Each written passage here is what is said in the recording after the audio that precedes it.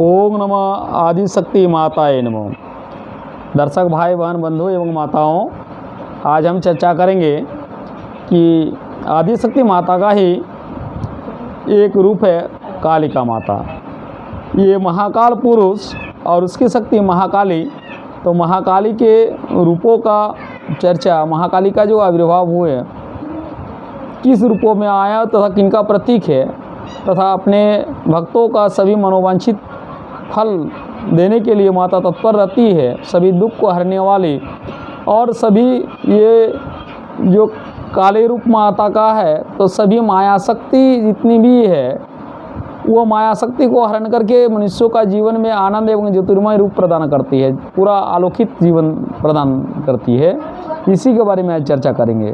तो यह कालिका रोजोहरा सुबंधांग वैश्यंग समस्तर व्यवहारंग दक्षे जनो जनानंग भयहरिणी च सा देव माता में सुखदात्री।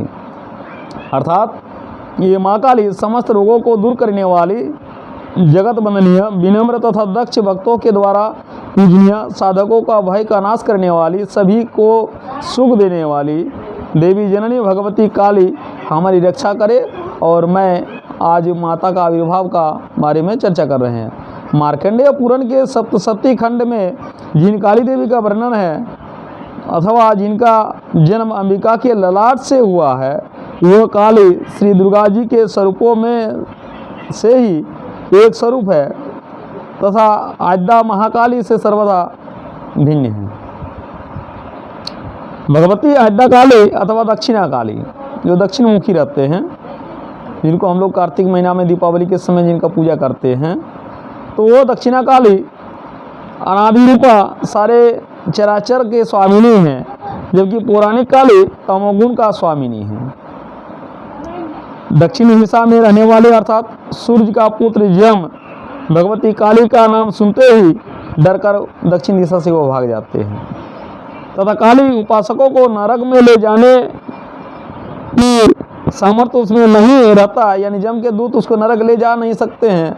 जम के दूत माँ का नाम सुनते ही वहाँ से भाग खड़े होते हैं, तथा माँ काली का भक्त कभी भी नरक का दर्शन नहीं करते हैं। इसलिए श्री काली को दक्षिणा काली या दक्षिण कालिका भी कहा जाता है। 10 महाविद्याओं में काली सर्वप्रधान है, अतः इन्हें महाविद्या भी कहा जाता है। दक्षिणावर्ती भैरव ने इसकी सर्वप्रथम आराधना की, इसलिए भी इनका नाम दक्षिणा काली है। ये दक्षिणा काली भैरव ही नहीं बल्कि और बहुत सारे ऋषि मुनि माता का नाम स्मरण करके वो परलोक में वैकुंठ धाम सिधारे थे, माँ का धाम में सिधारे थे। पुरुषों में दक्षिण और नारी को वामा कहा जाता है। यही स्वरूपा वामा दक्षिण पर विजयता कर मोक्ष प्रदायिनी बनी, इसलिए उन्हें तीनों लोगों का दक्षिणा कहा जाता है। श्री काली की उपासना से समस्त विघ्न उसी प्रकार नष्ट हो जाता है, जिस प्रकार से प्रज्वलित अग्नि में सभी पतंग भस्म हो जाते हैं। काली स्तोत्र का पाठ करने वाले साधक की वाणी गंगा की प्रवाह की भांति गदपदमयी हो जाते हैं, और उसके दर्शन मात्र से ही प्रतिवादी लोग निष्प्रभ हो जाते हैं। उसके हाथ में सभी सिद्धियां बनी रहती है। अब हम ये चर्चा करेंगे कि काली, ये काली का शब्द का अर्थ क्या है। तो काली का शाब्दिक अर्थ है काल, अर्थात शिव तस्य पत्नी काली, अर्थात काली शिव की पत्नी का नाम है। ये काली भगवती आदि अंत रहित अजन्मा और पूरे चराचर विश्व का स्वामी है। ये काल को उत्पन्न करने वाली तथा स्वयं उसे भी खा जाने वाली, सकार उपासकों एवं साधकों की सुविधा के लिए तंत्र आदि शास्त्रों में इन्हें निराकार काली के गुण, ध्यान तथा स्वरूप आदि का वर्णन किए हैं। परात्पर नाम से प्रसिद्ध विश्वातीत महाकाली पुरुष की शक्ति को ही महाकाली है, नाम ही महाकाली है। शक्ति शक्तिमान से अभिन्न है, अतएव अद्वैतवाद अक्षुण्ण रहता है। अग्नि की दाहक शक्ति जैसे अग्नि से अभिन्न है, प्रकाश शक्ति जैसे सूर्य से अभिन्न है, तथैव जीवात्मा की शक्ति जीवात्मा से अभिन्न है। वह एक ही तत्व शिव शक्ति रूप का परिणत हो रहा है। अर्धनारीश्वर की उपासना का यही मौलिक रहस्य है। शक्तिमान में स्त्री पुरुष भेद मानना अनुचित है।